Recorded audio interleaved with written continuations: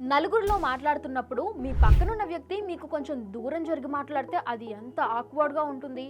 Bad breath సొసైటీలో ఉన్న most underlying problem. ఇక్కడ సమస్య ఏంటంటే మన నోటి నుండి వచ్చే బ్యాడ్ బ్రెత్ మనం గుర్తించలేం, ఎదుటి వాళ్ళకే తెలుస్తుంది. తెలిసినా వాళ్ళు బాగోదని చెప్పలేరు. అందుకే దీన్ని ఖచ్చితంగా అడ్రస్ చేయాలి. అసలు ఇప్పుడు ఈ బ్యాడ్ స్మెల్ ఎందుకు వస్తుంది అనేది ఒకసారి చూద్దాం.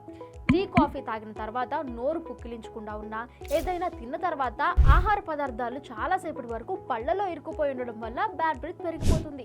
మరి దీని నుండి చాలా సింపుల్ టిప్స్తో బయటపడచ్చు. నోటిలో లవంగం కానీ, దాల్చిన చెక్క కానీ బుగ్గను పెట్టుకోవడం, అలాగే తిన్న తర్వాత 3 times వాటర్తో నోరు పుక్కిలించుకోవడం, డైలీ 2 times బ్రష్ చేయడం. మరీ ఎక్కువగా బ్యాడ్ బ్రెత్ వస్తుంటే కనుక సాల్ట్ వాటర్తో కానీ, బేకింగ్ సోడా వాటర్తో కానీ పుక్కిలించడం వల్ల బ్యాడ్ బ్రెత్ నుండి మాక్సిమం రిలీఫ్ వస్తుంది. ఇంకా పెరుగు, సిట్రస్ తినడం వల్ల నోటిలో ఉన్న చెడు బ్యాక్టీరియా పోయి ఆకలిని పెంచే మంచి సలైవా జనరేట్ అవుతుంది. బ్యాడ్ బ్రెత్ విషయంలో మీకు మీరు రియలైజ్ అవ్వలేరు కాబట్టి ఒకసారి చెక్ చేసుకొని ఈ సింపుల్ టిప్స్ ఫాలో అయిపోండి.